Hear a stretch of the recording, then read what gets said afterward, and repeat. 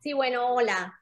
Creo que ya estaremos conectados, me imagino, y estaremos, las personas irán sumándose y estaremos recibiendo pues las preguntas y los comentarios de todos los que se nos van sumando. Yo estoy súper feliz de ver pues caras de amigas que no nos veíamos desde hace un tiempo, que estudiamos juntas, algunas de ellas de Cireida y Le. Cuando empecé a pensar en este evento, pues nada, los emails, los primeros emails fueron como nuestras vivencias de la Facultad de Artes y Letras, ¿no? Y cómo la vida nos ha ido pues juntas, hemos ido transitando más o menos los mismos caminos de la investigación, las mismas pasiones y las mismas dificultades, creo yo, ¿no?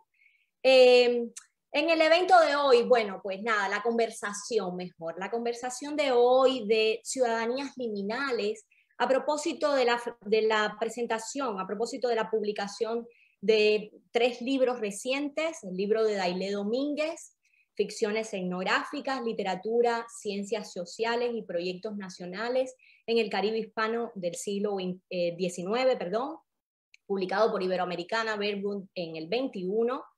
El libro de Rachel Hinson, Laboring for the State, Women, Family and War in Revolutionary Cuba, 1959-71, publicado por Cambridge University Press.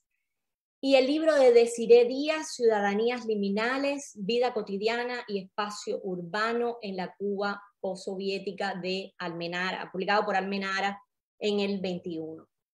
Y entonces de repente estos 3 libros de mujeres, ¿no? Y sentí que teníamos que crear este espacio, que teníamos que ponernos juntas y ponerlas a ustedes juntas para intercambiar ideas, para que comentaran, darles la palabra, para que hablaran del libro, para que hablaran de cómo ha sido este trayecto, este largo trayecto por la academia, sobre todo porque las mujeres en la academia, pues las mujeres es tan difícil, ¿no? En un terreno tan masculino, en un terreno tan normado por determinados parámetros de productividad y de eficacia, y a veces es muy complicado hacer esta doble, elaborar para, como tomando el título de Rachel del libro, ¿no? Como mujeres, y en esos otros trabajos no remunerados económicamente, aunque sí en todos los sentidos simbólicos y culturales y todo lo demás, sí muy remunerados, pero no en los espacios académicos, y por eso me parecía esencial celebrar la aparición de estos 3 libros, ¿no? Para los estudios cubanos. Me parece además 3 libros excelentes. Yo disfruté muchísimo la lectura, se los hice saber a ustedes, libros súper bien escritos, libros bueno, que uno en algún momento le comentaba a Desiree que me metí como si estuviera leyendo una novela de esas que te atrapa, interesante, de la que no quieres salir. Rápido quiero hablar de la bios, o sea, hablar de las autoras. Dailé Domínguez se doctoró en la Universidad de Princeton y es profesora titular en el Departamento de Español y Portugués de la Universidad de California, Berkeley. Su trabajo aborda las relaciones entre literatura y ciencia, esclavitud, colonialismo, raza, imperio y nación, entre otros temas. Bueno, vamos a estar hablando, lo repito, sobre su libro Ficciones etnográficas, literatura, ciencias sociales y proyectos nacionales en el Caribe hispano en el siglo XIX. Rachel Hinson es la directora del Creating Connections Consortium, una iniciativa fundada por la Andrew Mellon Foundation y dedicada a apoyar a los estudiantes de grupos subrepresentados en la educación superior. Recibió su doctorado en Historia de América Latina de la Universidad de North Carolina, Chapel Hill, y fue investigadora postdoctoral de la Andrew Mellon en Dartmouth College. Vamos a estar hablando de su libro, Laboring for the State, Women, Family and War in Revolutionary Cuba, 1959-1971, ¿verdad? Publicado en el 2020. Y Desiree Díaz, profesora del Departamento de Español en el programa de estudios latinos y latinoamericanos en Swarthmore College, Sus investigaciones se ocupan de la literatura y la cultura visual en Latinoamérica y el Caribe, así como de la producción cultural de los latinos en Estados Unidos. Su libro Ciudadanías Liminales, Vida Cotidiana y Espacio Urbano en la Cuba Postsoviética fue publicado muy recientemente por Almenara. Entonces, justamente he tomado el título, un fragmento del título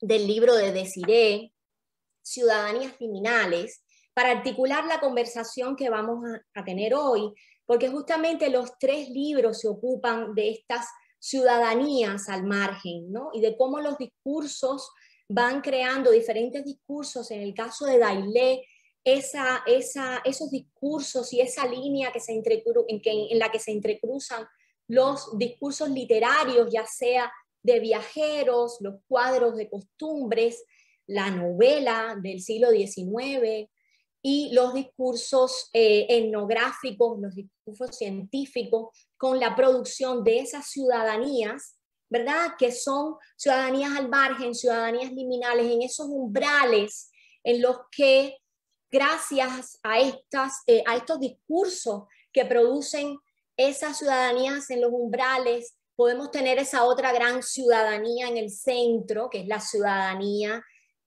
que no está, que es la ciudadanía ya regulada por los diferentes proyectos, ¿no?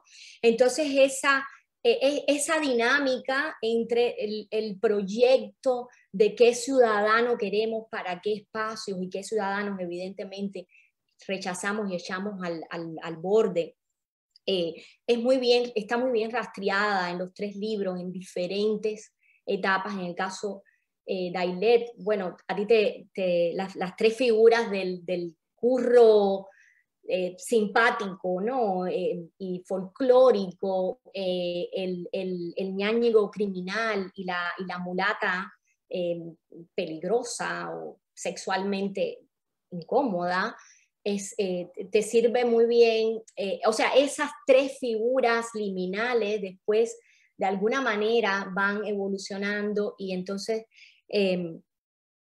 las tenemos subsumidas y reacomodadas, ¿no? Con estrategias narrativas, como tú mismo lo explicas, con estrategias de retóricas muy interesantes, después asimiladas por las ciencias en la República, en el siglo XX, en Cuba. El libro tuyo, Dailé, específicamente, me parece muy interesante porque entras a dialogar bueno, con el libro de Mary Louise Pratt, Ojos Imperiales, ¿no? Y estableces que esas estilísticas, estudias muy bien esas estilísticas imperiales, ¿no? Que establece Mary Louise Pratt, te apropias o discutes y te vales muy bien del aparato de Doris Sommer en ficciones fundacionales, ¿no? Para también entender cómo las narrativas crean esas ficciones, que es lo que es el meollo, creo, de tu libro. Esas ficciones se van convirtiendo en relatos cada vez más que van cobrando, se van sembrando en la realidad, ¿no? De alguna manera van creando estos sujetos, ¿no? Que han sido retorizados en las ficciones. Y con el texto de Gabriela Noiselle, Ficciones Somáticas, estableces muy bien, pero das ese punto de giro que me parece muy interesante, porque lo que intentas es al revés, ¿no? Me parece muy interesante este giro que das, al revés, cómo los etnólogos se apoyan, los etnólogos locales se apoyan en las ficciones. El diálogo con las ficciones imperiales es diferente, se apoyan en las ficciones propias, locales, para producir estas realidades y por supuesto por ahí iría mi pregunta para que entraras a comentar tu libro y todo lo que quisieras conversar de tu libro. Yo creo que se impone empezar con el libro tuyo primero y después, bueno, ya le daría entrada al libro de Rachel de Desiré, sí, Daillet.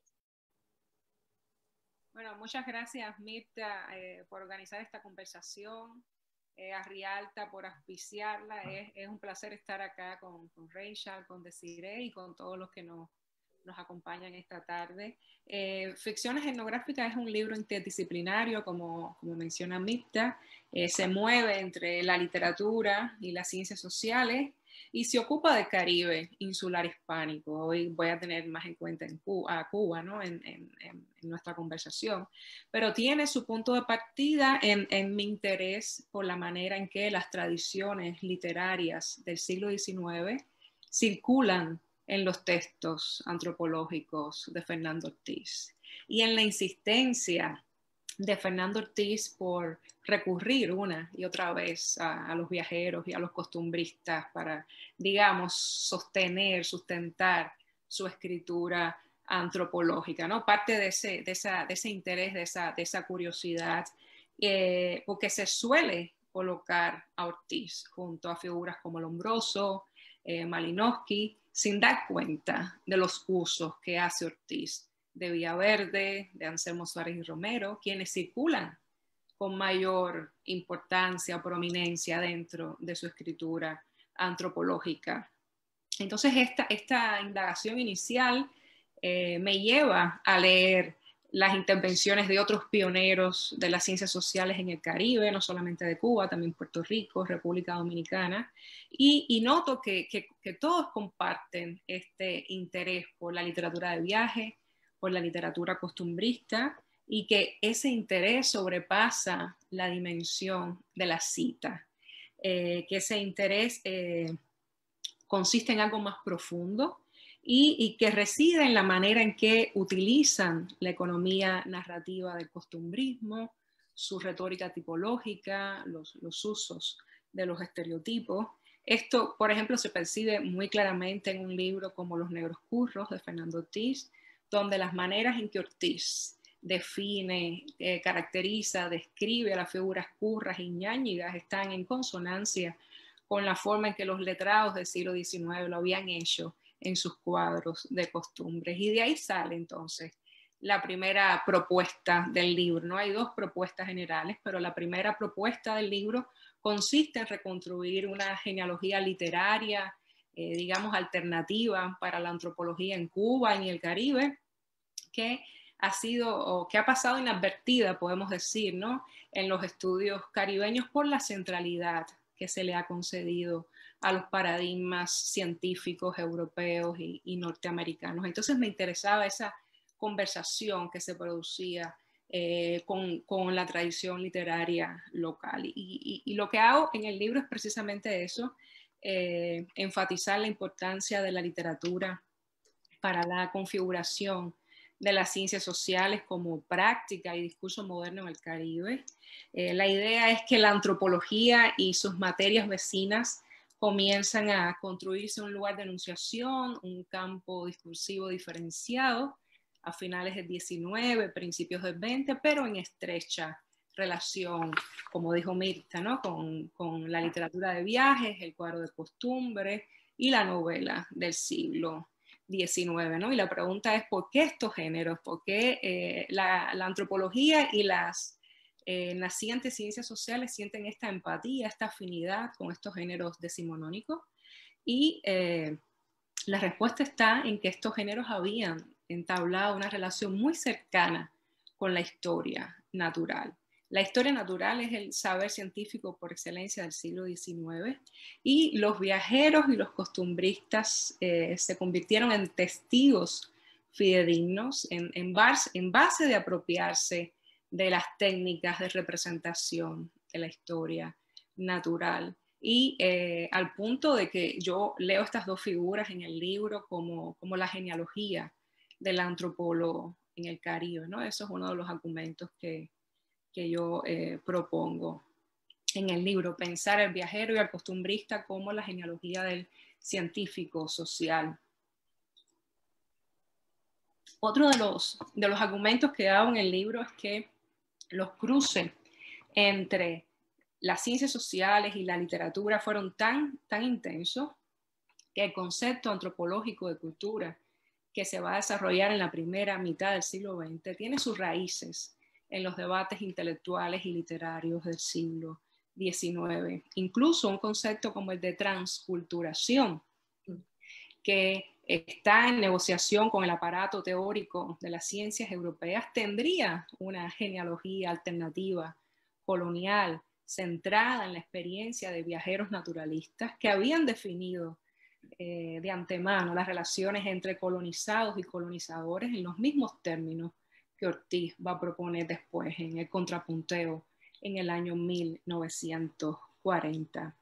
Entonces, en el libro lo que hago es argumentar que las nacientes ciencias sociales se van a organizar alrededor de la antropología y de las premisas de estos géneros literarios, pero una vez institucionalizadas van a desautorizar la validez epistemológica de la literatura de viajes, del cuadro de costumbre, de la novela. Y lo que hago es rastrear esa tensión, ¿no? Por una parte, pienso la canibalización discursiva, ¿verdad? Que hace la antropología con estos géneros.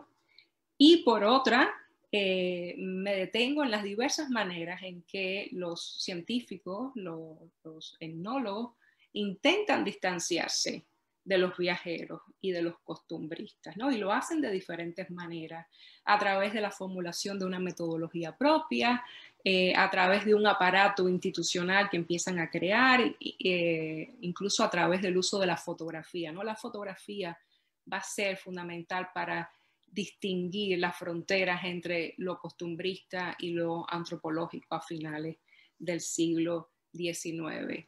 Una manera de resumir esto sería pensar la historia de los comienzos de la institucionalización de la antropología en Cuba, ¿verdad?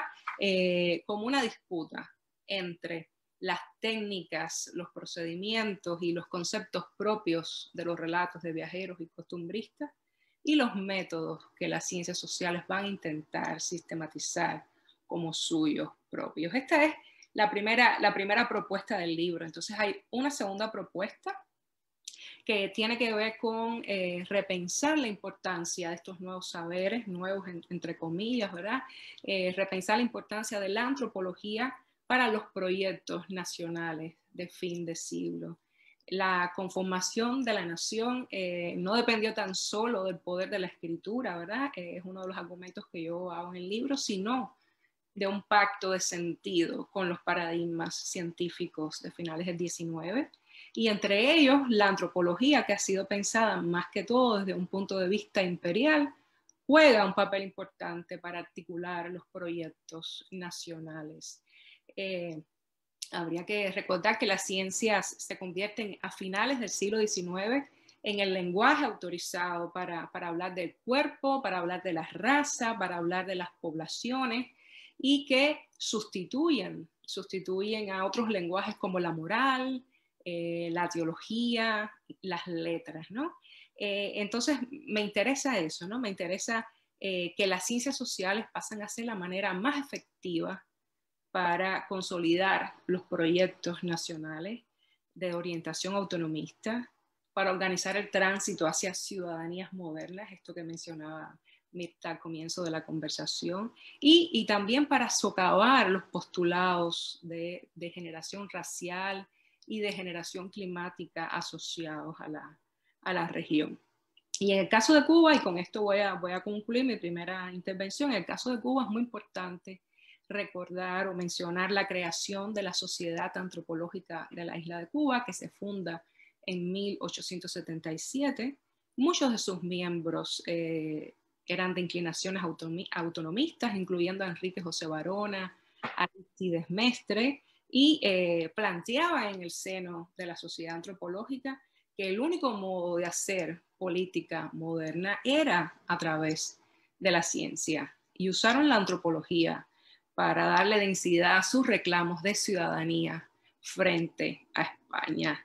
Es una institución muy interesante de finales de siglo, es un espacio de sociabilidad científica integrado no solo por antropólogos, médicos, naturalistas, sino también por literatos, y mediante esta institución los científicos cubanos de fin de siglo intentaban validar su intervención científica en un marco internacional, en un marco mundial. Estaban en conversación con sus homólogos en París, en Múnich, en Roma.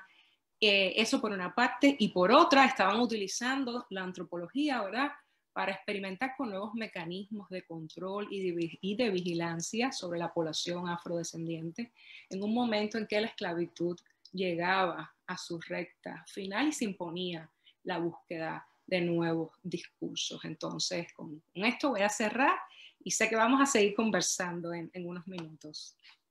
Sí, claro.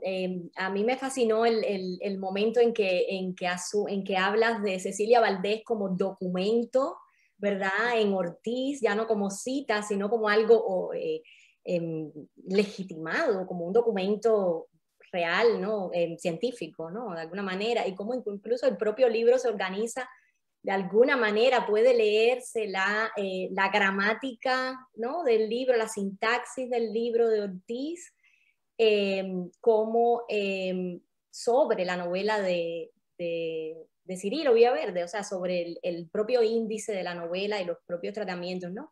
O sea, como el hilo narrativo que en definitiva asumen y se apropian las estrategias retóricas, narrativas, cómo se narrativizan estos sujetos, ¿no?, a la hora de escribirlos, de hacerles el seguimiento y la taxonomía de los sujetos, como en definitiva, Cecilia Valdés como ficción es un modelo que se legitima perfectamente, ¿no? Eso está muy, te resume muy bien lo que quieres, lo que vienes haciendo a lo largo del libro, ¿no? Y también me parece muy interesante entender qué se reescribe, o sea, en el paso de la ficción, de esas ficciones etnográficas, de la ficción literaria a la ficción etnográfica, qué es lo que se reescribe, con qué objetivo se reescribe, ¿no? Y eso es un poco lo que has ido comentando ahora sobre, al final, ¿no? Me parece muy interesante. Rachel, ha sido de verdad también, fue un placer para mí también leer tu libro. Es igual, por eso ya les decía, tiene mucho que ver y entran muchas líneas en común que se entrecruzan en los tres libros, ¿no? En las tres miradas. En el caso tuyo, te enfocas en la década del 60, 70 en Cuba, con la Revolución Cubana. Entonces, este momento de umbral, ¿verdad? Este momento tan importante de umbral y yo creo que de cierre, de alguna manera de intentar cerrar la puerta, ¿no?, que sucedió, y cada vez, como tú lo dices, se radicaliza cada vez más, ¿no?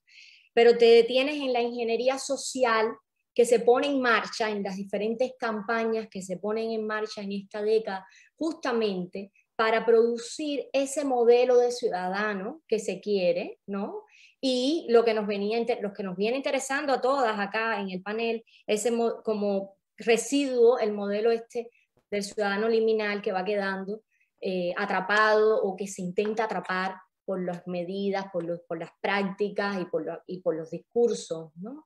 Entonces, bueno, ahí hablarías de cómo se atrapa, me parece fascinante, ¿no? Cómo queda atrapado el cuerpo femenino biológico en la reproducción, el anticonceptivo, el aborto, las diferentes campañas, ¿verdad? Y las campañas para eliminar la prostitución, que me parecen que se enlazan, ¿no?, con estas ideas que vienes trazando muy concatenadas cada una con la otra. O sea, se controla el cuerpo de la mujer, se controla la labor sexual, ¿no?, la libertad sexual y la labor no retribuida por el Estado, no centralizada por el Estado, ¿no?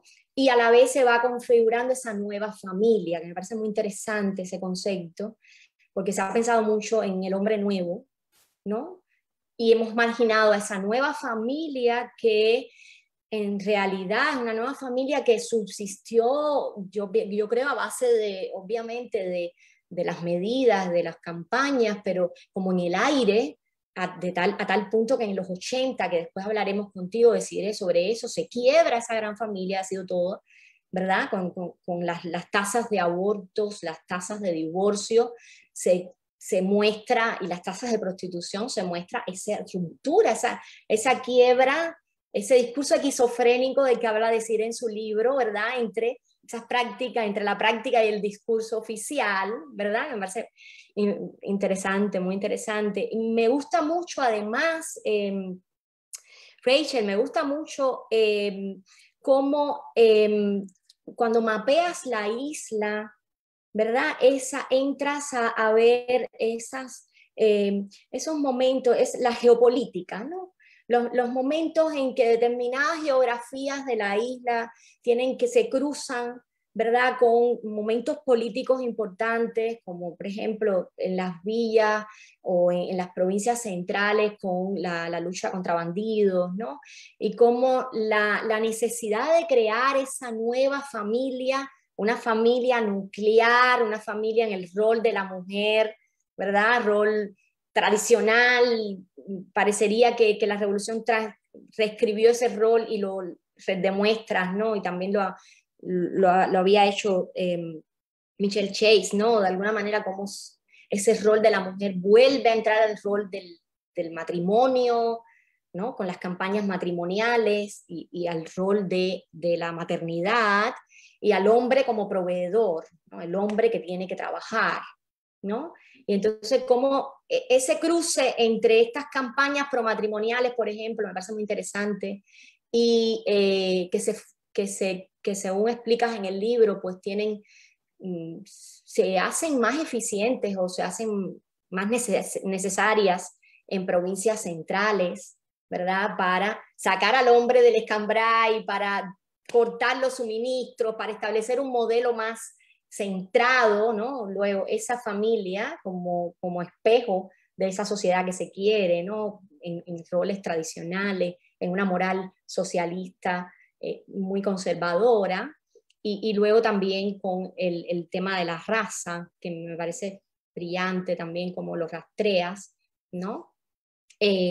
Cómo hay, o sea, cómo se focalizan determinadas medidas a controlar el cuerpo de la mujer negra y la mulata, ¿no? Que viene del libro de Desirée, que arrastramos en los discursos, como sigue siendo retorizada con determinadas características, ¿no?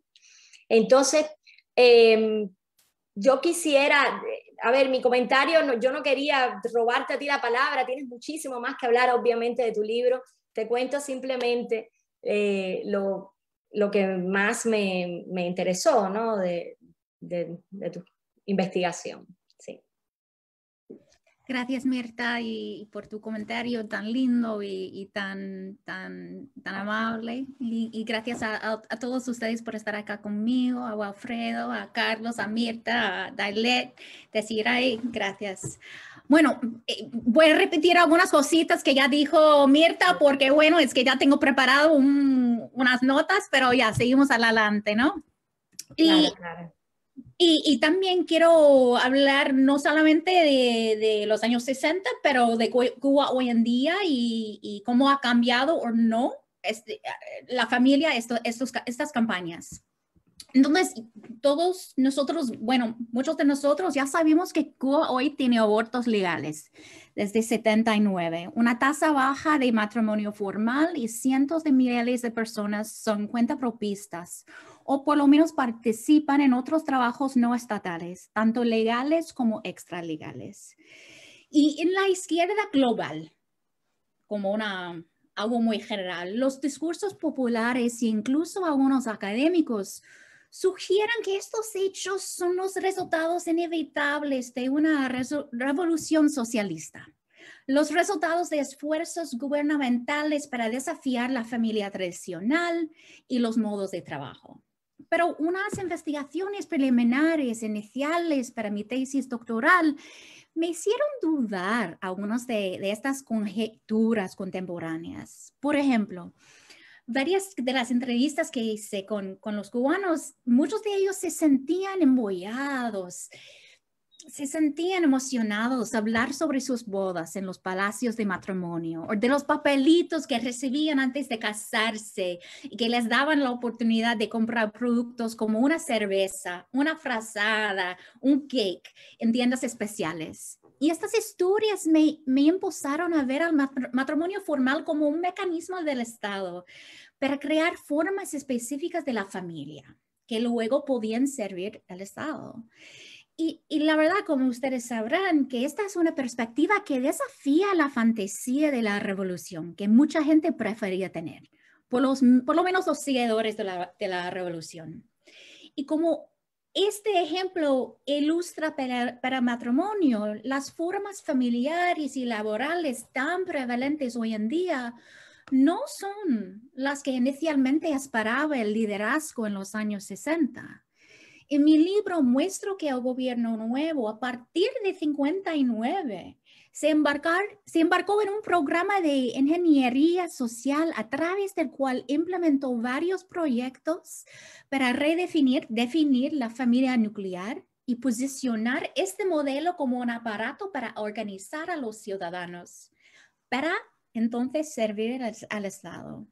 Y como ya dijo Mirta, me refiero a esta familia ideal, discursiva, como la nueva familia, que se fusionó a fines de 61, más o menos. Y defino esta nueva familia como una unidad familiar dirigida por un hombre, cabeza de familia, que trabajaba en un trabajo aprobado por el Estado y que vivía con su esposa legal, con papeles, y que ella delegaba al Estado el control sobre la regulación de su reproducción y a veces el trabajo, remunerado o no, fuera del lugar, a veces fuera del lugar. Y construir esta tesis y el libro requería que yo evitara la visión binaria a favor o en contra de la revolución. Y me baso en estudios como, por ejemplo, el libro de Lilian Guerra, Visiones de Poder en Cuba. Y ella escribió en su libro, cito, rechaza tanto la narrativa de traición en el exilio como la gran narrativa del gobierno cubano de apoyo popular inquebrantable. Fin de cito. Proporcionando una interpretación más matizada del temprano proceso revolucionario. Y ya, como ustedes sabrán, estoy hablando de 59 a 71, mi libro. Y yo rechazo la agresión estadounidense, estoy en contra del bloqueo, pero al mismo tiempo rechazo la fantasía de la revolución. Y esto no es un enfoque que todos aprecian, incluyendo los académicos de los Estados Unidos, de Inglaterra, de la izquierda. Algunos se sienten incómodos al oírme hablar sobre el uso temprano de la coerción y la violencia por parte del nuevo gobierno en apoyo de un modelo familiar eurocéntrico. Y a mi entender, la lucha de esta gente contra este tipo de análisis se basa en su propia negativa a hacer cargo de los matices de la revolución, así como en su negativa a lidiar con los mecanismos de coerción y violencia empleados por el gobierno para lograr sus objetivos. Por ejemplo, no podemos hablar de las UMAP o del caso Padilla como excepciones. Y tengo varias preguntas que ya me mandó Mirta y puedo hablar más en detalle sobre bueno, la tesis y los ejemplos específicos, pero voy a terminar ahí para dejar espacio para las preguntas. Sí, yo solo quería apuntar que tengo una frase acá de Fidel Castro, un poco que apoya lo que dices, que se ve tan claro en el 1964, y es que tiene que llegar el día en que estemos organizados de manera que se sepa la historia de cada cual, que cada ciudadano tenga un expediente desde niño, desde que entró en el primer grado, qué hizo, cuáles eran sus características. Ahí entra el discurso clasificatorio, científico, médico, todo se entrepusa cuáles eran sus características, su comportamiento como joven, como técnico, como trabajador en cualquier centro. Tiene que llegar el día en que tengamos el expediente de cada ciudadano, ¿no? Entonces esa necesidad de control que tú verificas muy bien en tu libro, a través del control de la familia, de la fundación de esa familia ideal, monógama, que fuera de los circuitos de o sea, la criminalización o de alguna manera la culpabilización de la infidelidad, todos estos discursos que tienen que ver con la legitimación de esa familia cerrada, con los roles muy conservadores, el padre, el hombre que tenía que, bueno, no ser el chulo, no ser el mantenido, ¿no? Sino el que va a trabajar, el que va a producir, ¿no? Y entran ahí todas las campañas de la UMAP, todas las campañas que tratan de reformar a este hombre que tiene que casarse y que tiene que fundar familia, ¿no? Porque de alguna manera fundando la familia está fundando ese proyecto revolucionario, ese proyecto ideal que está creando, ¿no? Entonces, claro, ahí entras, Desiree, entra tu libro a dialogar, ¿no? Porque justo, de alguna manera, bueno, empiezas a trabajar la década de los 90, todo este discurso que vienes contando, Rachel, abarca hasta la década de los 80, yo quiero pensar, toda esta moralización, esta voluntad de priorizar determinados modelos, ¿no? De familiares, de matrimoniales, de fidelidad, de conyugalidad. Todo esto se quiebra en la década del 90 de alguna manera, o sale a la luz esta quiebra en la década del 90. Y me interesa mucho tu libro, Desiree, porque tratas de rastrear estos ciudadanos liminales, ¿no? Estos espacios fuera del control, que se escapan, que tratan de alguna manera de ser dirigidos, controlados, pero se vuelven como resistentes, ¿no? al poder, y es la Habana underground, es la Habana del mercado negro, ¿no? Y en el caso de tu libro, que es un estudio más un estudio más cultural, un estudio de estudios culturales, ¿no? Te interesa más la representación de estas prácticas, ¿no? De estas prácticas marginales, de estas prácticas alternativas, resistentes, ¿no? De contrabando, podríamos decir, ¿no? Y de estos sujetos, ¿no? Liminales en el arte, en la literatura, en el cine, ¿no? Y cómo es un postulado de tu libro, ¿no? Como de alguna manera estas figuras, no es que describen estas realidades, sino, apropiándote de Rancière, como de alguna manera van transformando la visibilidad y la representación y lo sensible, ¿no? El campo estético va transformando estas realidades. Tú lees a Padura, lees a Antonio José Ponte, a Carlos Jaraycoa. Yo te tenía preguntas, ¿no? Quería que un poco que hablaras de esto, de cuáles son las ciudadanías liminales, qué ciudadanos liminales las conforman, ¿no? Y cuáles son sus prácticas liminales, ¿no? De alguna manera. Y entonces, bueno, mira, también me encantaría si pudieras hablar me llama mucho la atención de esa oposición que estableces entre la nostalgia restaurativa como proyecto nacionalista, que es la nostalgia esta de Eusebio Leal, ¿verdad? La maqueta de La Habana, y una Habana que en realidad, bueno, ahí podríamos hablar, ¿no? Y la nostalgia reflexiva, que es las obras, por ejemplo, de Garaycoa, montadas sobre esa caída de la utopía, sobre esa Habana que se derrumba, ¿no? Las ruinas de Antonio José Ponte. No sé, te dejo la palabra y será un placer seguramente dialogar después. Voy a tratar de ser breve porque me han sacado muchos temas, pero bueno, de nuevo, muchísimas gracias por organizar esto. Realmente me encanta que hayas mencionado lo de que varias de nosotras venimos juntas desde hace ya muchos años, nos formamos en el mismo espacio, aquel de la universidad, con influencias, profesores similares, y bueno, pues aquí estamos. La verdad que es muy bonito, es muy lindo que estemos aquí juntas y que sigamos trabajando. Así que gracias, es un placer verlas.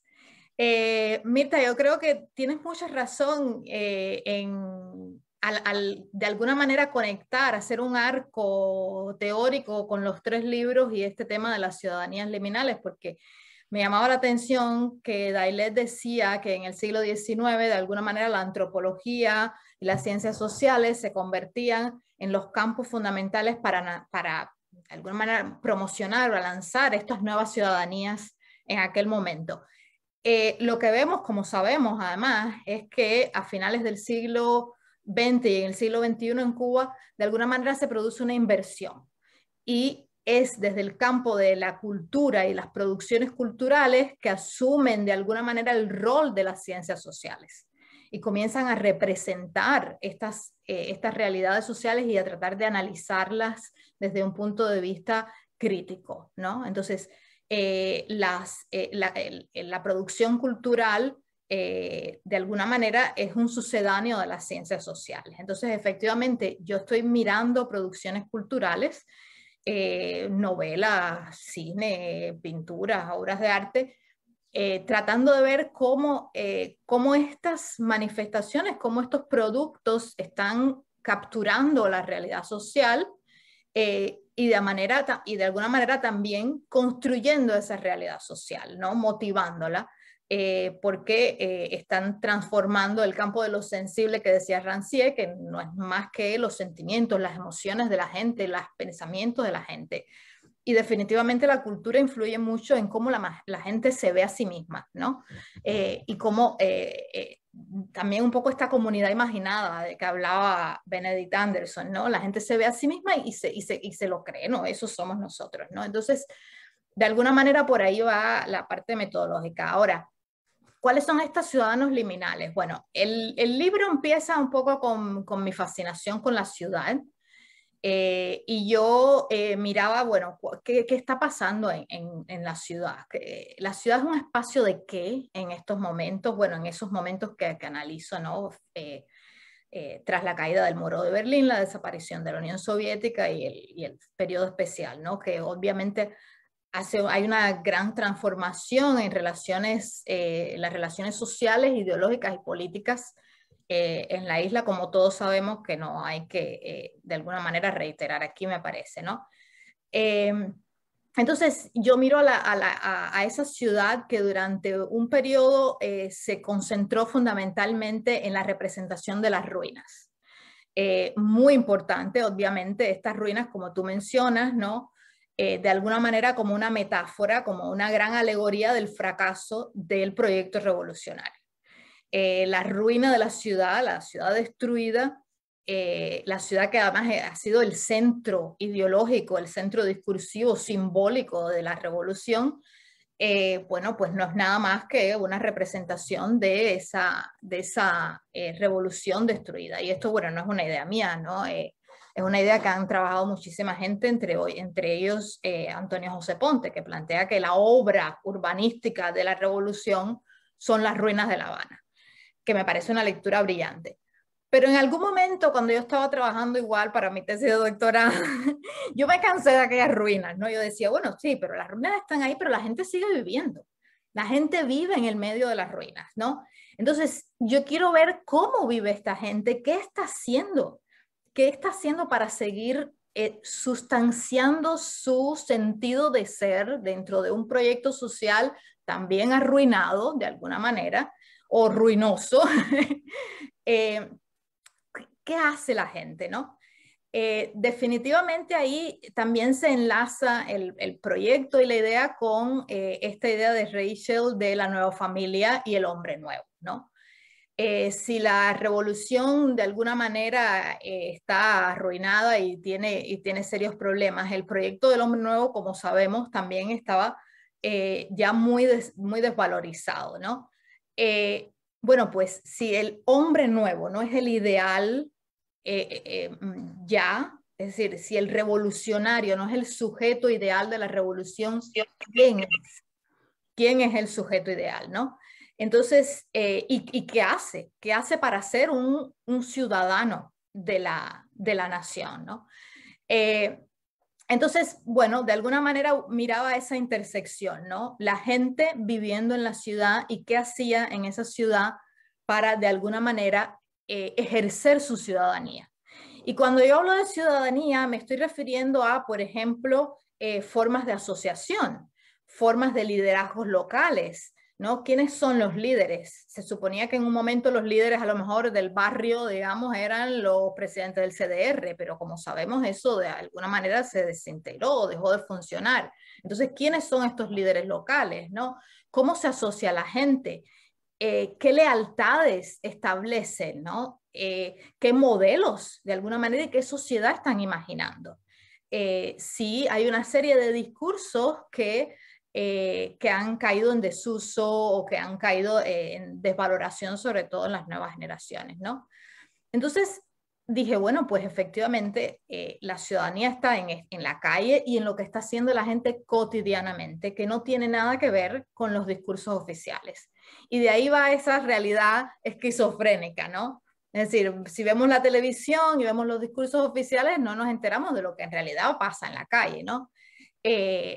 ¿Quiénes son los líderes locales? Bueno, pues yo lo veía en mi barrio, ¿no? Esto es muy curioso porque de alguna manera también empieza como una observación antropológica, ¿no? Etnográfica. Bueno, pero los líderes locales eran la gente que vendía la leche ahí en el barrio y eso eran los que la gente, es decir, seguía, protegía frente a todas Introduces, por cierto, introduces en nota al pie casi una referencia etnográfica a esta historia, Exacto, ¿no? Es muy sí, simpático. porque... El niño dice que venden leche en... Entonces, claro, la lealtad ya no es al Estado, la lealtad es a estas redes locales de participación conformadas por ciudadanos o por sujetos, en realidad, bueno, eso, si no marginales, por lo menos laterales, ¿verdad? Alternativos, ¿no? Porque en el fondo somos nosotros mismos, que a veces vivimos dos realidades paralelas, ¿no? ¿Quién no participa en las redes del mercado negro en Cuba, ¿no? ¿Quién no conversa con los vecinos? Entonces, el libro se basa en estas prácticas aparentemente insignificantes, prácticas de la vida cotidiana, y ahí estoy también siguiendo a Michel Desserteau, ¿no? Caminar, conversar con los amigos, escuchar, soñar, imaginar, vigilar a los vecinos, ¿no?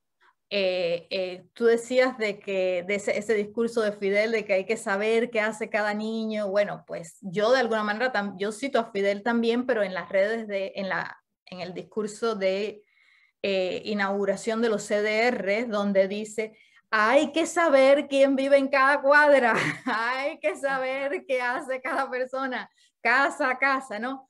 Entonces, la vigilancia se convirtió en una actividad cotidiana del revolucionario. Había que vigilar la cuadra, ¿no? Hasta los pioneros teníamos que hacer la guardia pioneril. Bueno, pues cómo esa vigilancia también cambia de signo en estos años y todas esas actividades van dirigiendo y van conformando una nueva forma de participar en la sociedad, ¿no? Entonces, para mí ciudadanía es un concepto que yo lo veo más como fundamentalmente en el sentido de participación social. Participación de muchas maneras, ¿no? Ya sea a través de creación de grupos locales, a través de grupos de adolescentes que se reúnen en un parque a cantar y a representar una identidad también diferente, ¿no? Y estoy hablando de las tribus urbanas en Cuba, a partir de esta creación de un nuevo mapa de la ciudad que funciona de acuerdo a las redes del mercado negro, ya sea en Padura o en Miguel Mejídez, El hombre de ninguna parte, este cuento que es maravilloso, que crea una ciudad subterránea, literalmente subterránea en las cloacas de La Habana, o lo mismo Tuguria, ¿no? Aquella ciudad subterránea también de Ponte, que es la ciudad de la imaginación, ¿no? Básicamente de los sueños. Y efectivamente, bueno, respondiendo a tu pregunta de la nostalgia, ¿no? Esa ciudad Tuguria de Ponte de alguna manera es una respuesta, es un correlato, es una reflexión de esa otra ciudad encima, con el proyecto de restauración de La Habana de Eusebio Leal, que para nada me interesa criticar a Eusebio Leal. Yo creo que hizo un trabajo maravilloso en La Habana, pero que ideológicamente conserva esta ciudad prácticamente para vender un proyecto ideológico, digamos, ¿no? Una ciudad medio fantasmagórica que no responde tampoco a la vida diaria necesariamente, ¿no? Mientras que Tugurias responde a la ciudad arruinada, ¿no? Entonces, es una nostalgia, pero una nostalgia crítica, que plantea un acercamiento más crítico a la producción urbana, ¿no? Si tienes más preguntas, después puedo hablar un poquito más si quieres, pero bueno, creo que por ahora es suficiente.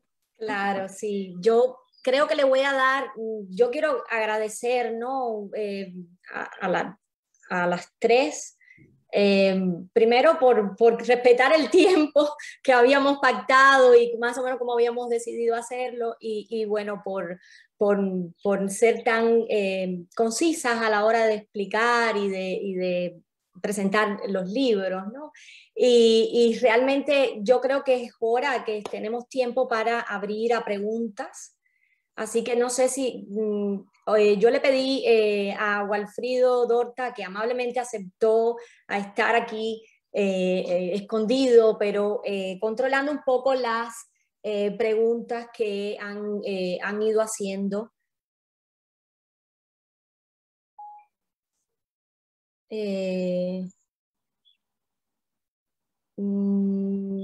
No sé si hay preguntas. Walfrido, no sé si quieres directamente abrir la cámara, ver si hay preguntas. Walfrido dijo en la charla acá que no hay preguntas hasta ahora. Que no hay preguntas, dice Walfrido, no me has respondido acá.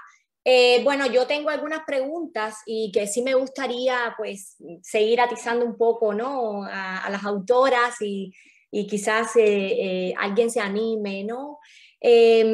Yo quisiera, bueno, quizás pues, entrelazar todo esto que hemos venido comentando con la Cuba de ahora, que tanto nos preocupa y nos desvela, ¿no?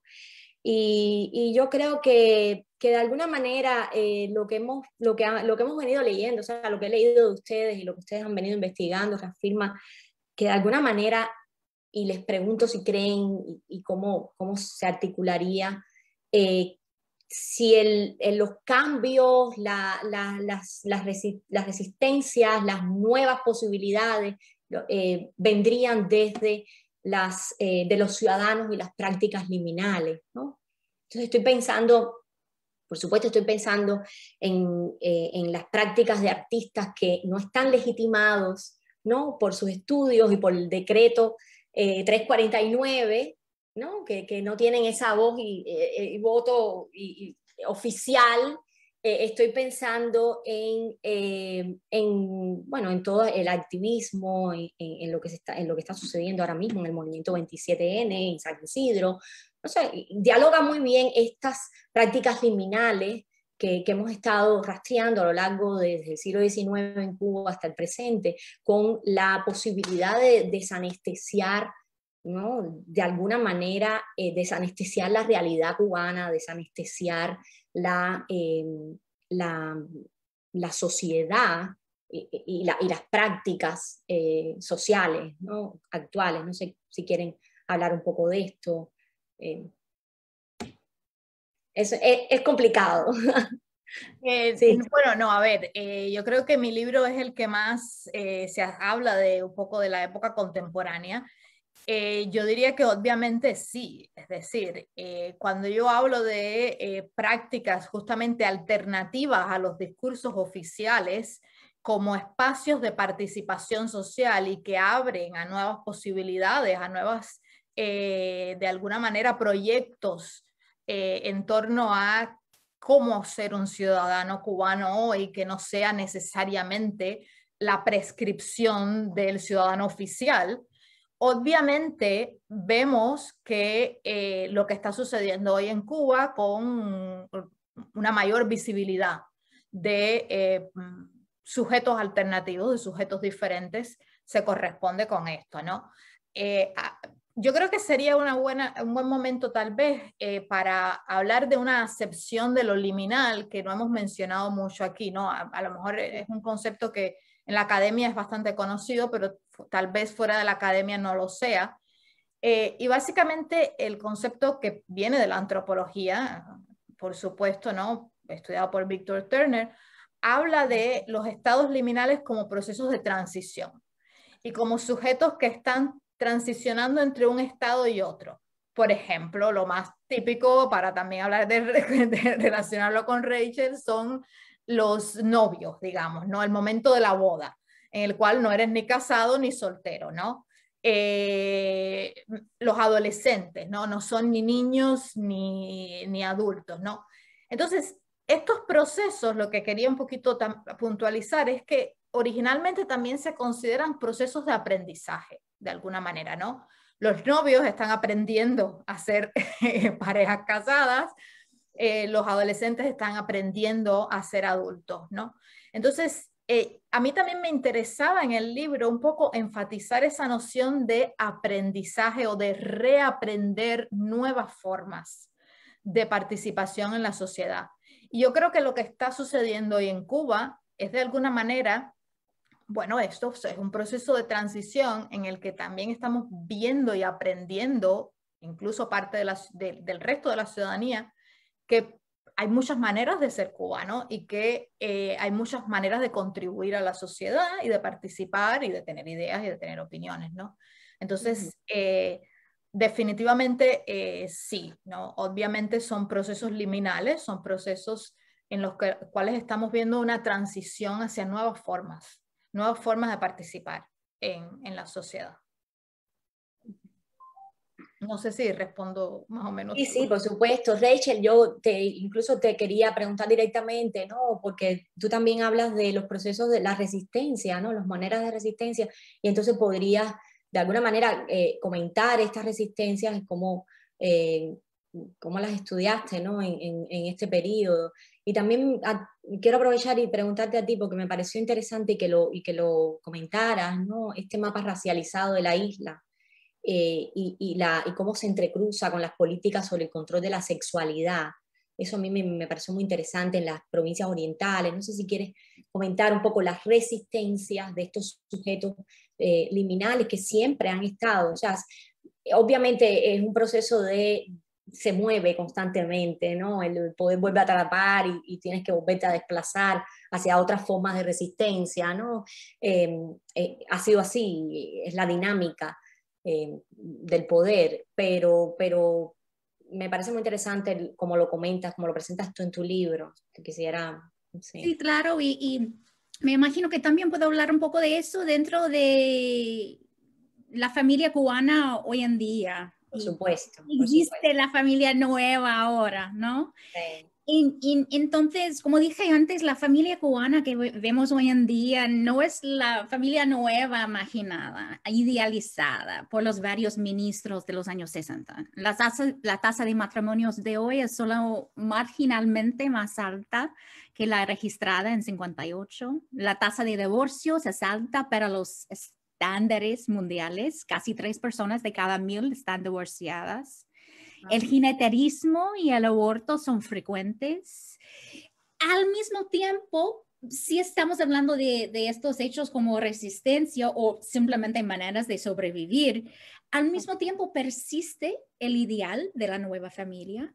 Por ejemplo, estoy pensando en un estudio sobre la reproducción en la Cuba postsoviética por antropóloga Elisa Andaya. Y ella subraya que los líderes revolucionarios y los profesionales médicos consideran que el aborto como evidencia de la irresponsabilidad femenina y el atraso social. Lamentan tanto el número alto de abortos como la tasa alta de divorcios. Y todavía no he hablado mucho sobre las prostitutas y los chulos y esos programas de los años 60, pero hablando de los años 90, a partir de 98, la policía volvió a arrestar y detener a jineteras y ponerlas en centros de rehabilitación. Las mujeres pobres, rurales, afrocubanas son las más atacadas por el Estado. Un pinguero también puede encontrarse detenido, pero no realmente por prostitución, sino por ser vago, por trabajar en una provincia sin permiso. Y en muchos sentidos, las formas familiares y laborales que vemos hoy en día son parecidos a las de Cuba antes de 59. Entonces podemos ver esta continuidad acá. Pero al mismo tiempo, estas formas de trabajar y formar familias son respuestas a los cambios implementados por el gobierno revolucionario. En los años 60, 70, el Ministerio de Salud Pública, por ejemplo, les pidió a las mujeres que confiaran en los profesionales médicos para sus necesidades reproductivas. Y esto es lo que siguen haciendo las mujeres con los abortos, por ejemplo, pero lo hacen en una manera no aprobada por los expertos.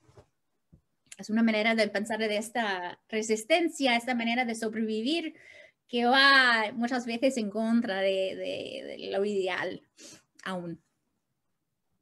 Es muy interesante también el concepto de palincesto que tomas de Lilian Guerra, ¿no?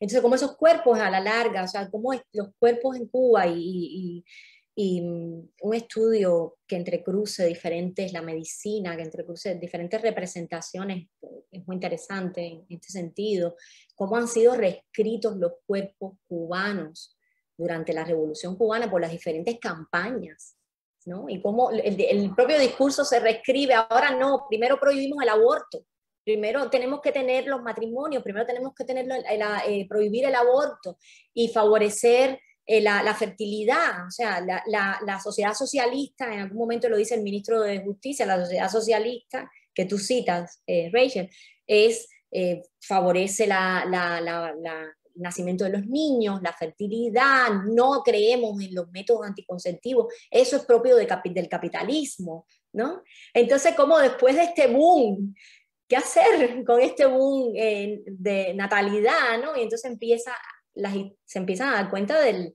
error de estas campañas, ¿no? Y entonces es todo lo contrario. O sea, es cuando se introducen las campañas por los anticonceptivos. O sea, qué interesante, ¿no? Cómo van reescribiéndose los cuerpos, porque básicamente es lo que tú dices, te le quitas la agencia, la capacidad de decisión, el saber que tiene la mujer, desde, bueno, las matronas, las redes de familia que tenía, y confía en las políticas médicas que nosotros estamos implementando, porque nosotros, ese valor paternalista, ¿no? Nosotros sabemos lo que queremos para ustedes, nosotros somos los que, ¿no? Y entonces, y a la larga no es nuestro propio cuerpo el que ha sido el resultado de esta experimentación horrible, ¿no? Y a lo largo de la historia, a lo largo de los años de revolución. No sé si hay alguna otra pregunta, Walfrido. Quisieras... Sí, si las he puesto ahí en el chat, hay una pregunta de Mabel Cuesta. Ay, perdona, para que Rachel. no lo estoy... Sí. Sí. ¿Cómo se articula la ciudadanía LGBTQ, especialmente la de identidades femeninas, en esta laboriosidad familiar simbólica de los 60 para Rachel? Claro. Uh-huh.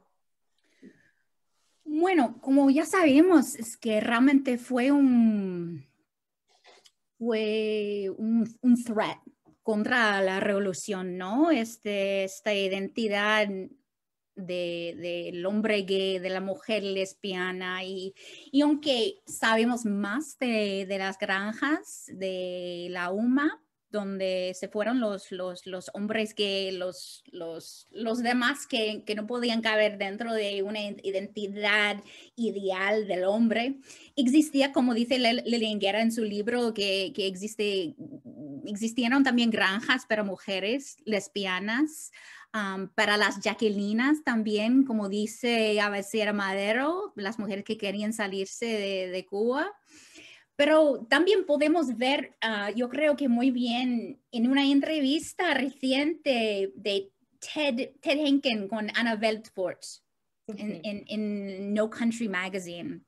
Esa entrevista me hacía pensar mucho en en la ciudadanía para las mujeres que no podían caber dentro de esta familia nueva, de no tener su autonomía económica, de tener que estar dentro de una casa viviendo legalmente con papeles, con un hombre y poco espacio para eso. Sin embargo, sabemos que en espacios rurales a veces hay más espacio para tener la libertad de expresión.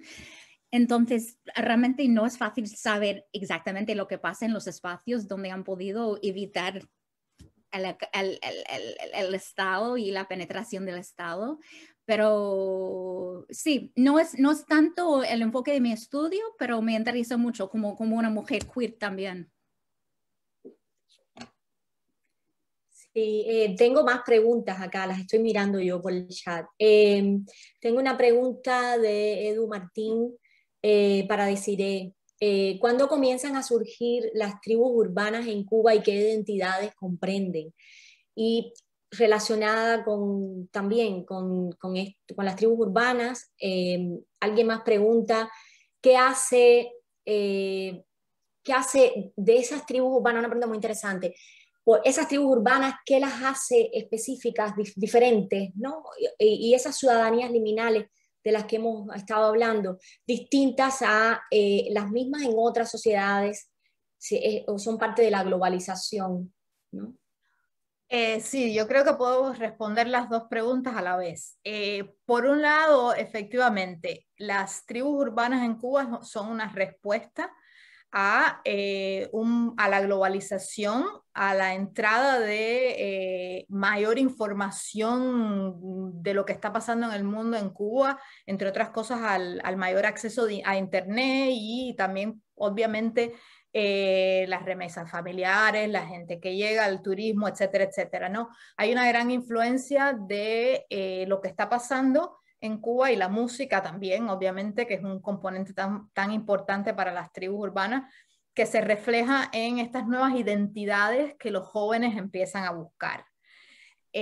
Ahora, lo interesante y lo curioso es que hay tribus que de alguna manera reproducen directamente algunas de estas identidades globales o conocidas internacionalmente. Los punk, los emos o emos que le llaman en Cuba, los chicos que se llaman a sí mismos skaters y básicamente lo que les gustan es andar en patineta, ¿no? Pero lo interesante es que empiezan a surgir tribus nacionales, ¿no? Entonces están los Mickeys, que es algo así como chicos que les gusta el pop o algo así, y están los repas, que son las tribus de los repartos, es decir, le llamaban repartos a barrios, comunidades un poco más de obreras, menos centralizadas, ¿no? Entonces, por un lado vemos que obviamente es una respuesta a la influencia de la globalización, de las influencias internacionales en Cuba, que llegan a través de múltiples medios, pero por otro lado vemos que la propia realidad cubana se empieza a reproducir o empieza a representar en estas denominaciones, ¿no? Otra cosa interesante que yo analizo las tribus a partir de varios documentales que se produjeron en aquellos años sobre cómo estas tribus se apropiaban del espacio urbano, fundamentalmente de la calle G, ¿no? Lo que la teoría sobre contraculturas y subculturas urbanas cuenta y narra en otros espacios internacionales es que estos grupos de adolescentes, de jóvenes, estos grupos contraculturales empiezan a ubicarse también y apropiarse de espacios, pero también marginales.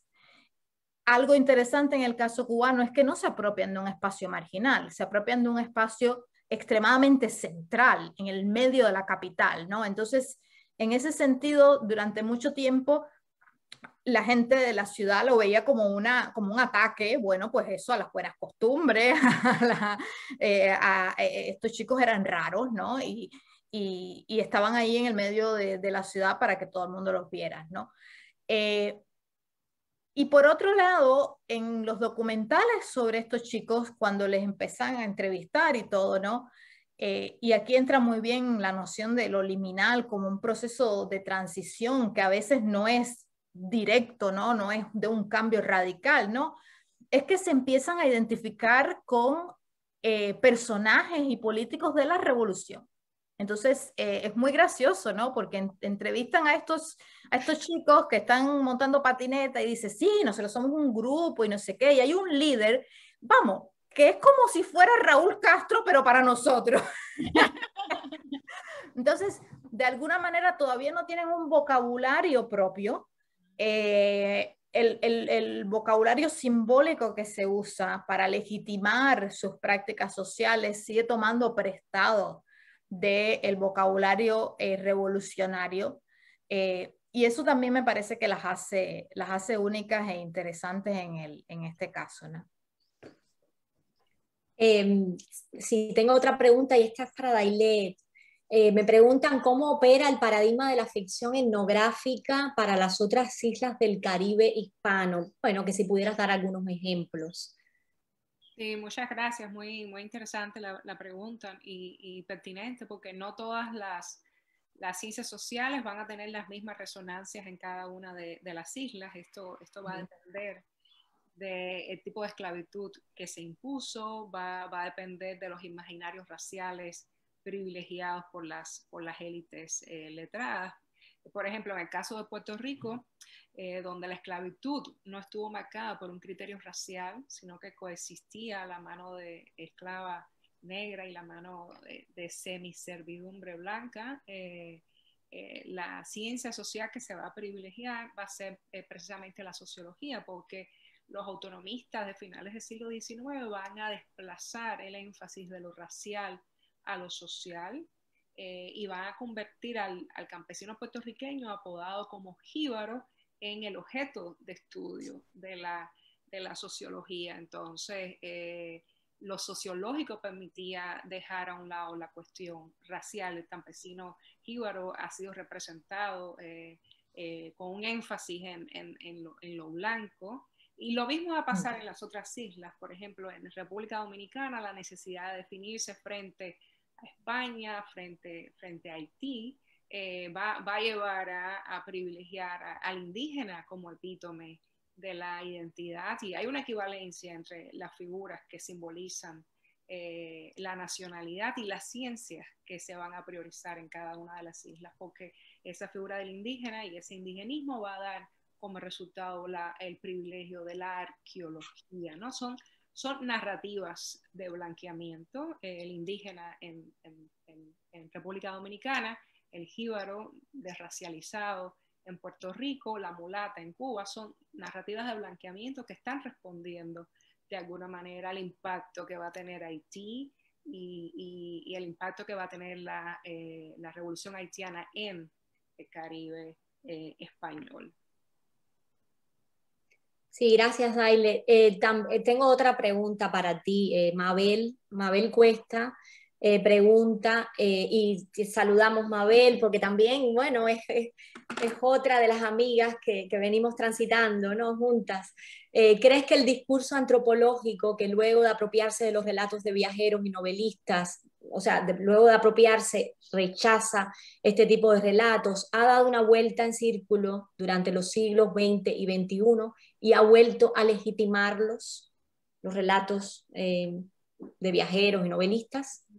Es una pregunta muy interesante y habría que pensar qué se privilegia de cada viajero, ¿no? Pensando en el caso de Cuba, uno de los viajeros más importantes que visitó la isla es Alexander Humboldt, y es muy interesante los usos que hacen los criollos del legado de Humboldt, porque van a privilegiar, Mabel, la crítica antiesclavista, van a apoyar su legado abolicionista, pero van a silenciar, por ejemplo, la propuesta que hace Humboldt de que a partir de la revolución haitiana es posible pensar el futuro político de las Antillas mediante el paradigma de una confederación africana en el Caribe, ¿no? Y que el destino de Cuba y de las otras Antillas está llamado a organizarse de esa manera. Entonces es muy interesante la manera en que se privilegian ciertos aspectos esta zona de la Confederación Africana fue traducida al español como Confederación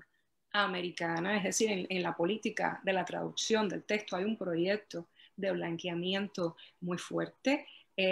Arango y Parreño no dio cuenta de esta propuesta de Humboldt y leyó el texto original en francés, que Humboldt escribió sus textos en francés, y es allí donde planteó la posibilidad de organizar el futuro político de las Antillas mediante una confederación africana, y después las traducciones al español reemplazaron el término de africana por el de antillana. No lo hizo Arango y Parreño, no lo hizo Ortiz, quien publicó los ensayos de Humboldt en la colección de libros cubanos. Entonces, habría que detenerse en los viajeros y pensar qué se privilegia de unos y otros. Por ejemplo, en el caso de Villaverde, repensando a Humboldt, mientras Humboldt conecta a Cuba con Haití, con Jamaica, hay toda una dimensión antillana, negra en su texto.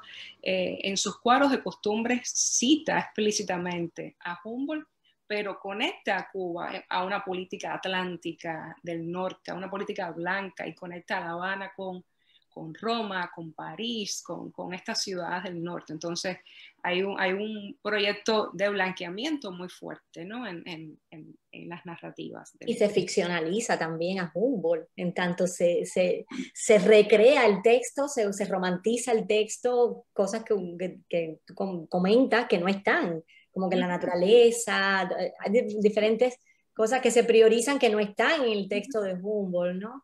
Y se recrean. Sí, habría un Humboldt latinoamericano, ¿no? Y habría un Humboldt claro. latinoamericano apuesta por reinventar América Latina a través del paisaje, claro, de la naturaleza. El caribeño no entra dentro de esa clave, sino que está pensando el Caribe a través de las estadísticas y de las cartografías. Sí. Hay otra pregunta también para ti, Daile, y yo no sé si, yo creo que ya podríamos ir cerrando, no sé si habría alguna otra pregunta final ya. Daile, ¿crees que sería muy violento epistemológicamente trasladar el modelo de la ficción etnográfica a narrativas más contemporáneas y actuales sobre las islas? Yo pienso que es posible, ¿no? Una de las cuestiones que plantea, por ejemplo, Ludmer en su libro sobre las escrituras posautónomas es precisamente estos relatos que se publican después del año 2000 rompen la tensión entre ficción y realidad, y hay una apuesta etnográfica dentro de estos relatos, ¿no? Y me gustaba reivindicar el término de ficción pensando un poco en Borges, pensando en la ficción como algo que no es verdadero ni falso, sino que juega con incertidumbre y bueno, también, ¿no? Pensando en un legado de críticas e intervenciones críticas que han utilizado el término de lo ficcional, ¿no? Para pensar cuestiones claves en América Latina. Bueno, yo podría estar hablando infinitamente. Yo tengo un montón de preguntas, pero obviamente hemos estado hablando ya 1 hora y media y ha sido muy buena la conversación, muy interesante realmente. Realmente el título, convocarnos aquí a pensar sobre las ciudadanías liminales, es de alguna manera lo que les comentaba desde un inicio, ¿no? Es tratar de articular nuevas ficciones, nuevas maneras, nuevas narrativas para tratar de pensar, ¿no? la Cuba contemporánea y entender que es desde el lugar de esas ciudadanías liminales desde donde único podemos esperar. Ya estamos esperando, ya estamos sintiendo, viendo resistencias y posibilidades, ¿no?